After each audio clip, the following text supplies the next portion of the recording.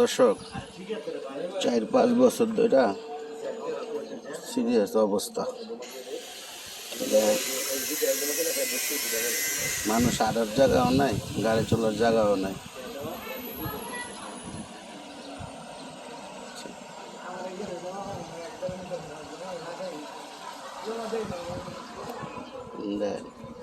মেডিকেলতে নূরবাগ পর্যন্ত রাস্তাটা সুখ না পাইলে ভাগ্যের ব্যাপার হয়।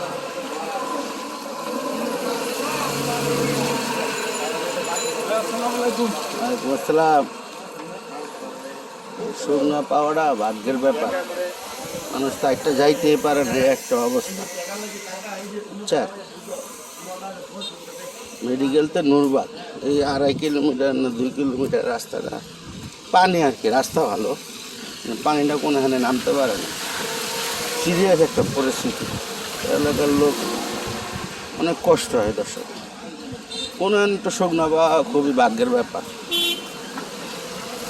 কে দায়িত্ব নিব এটা তো বুঝতেছি না।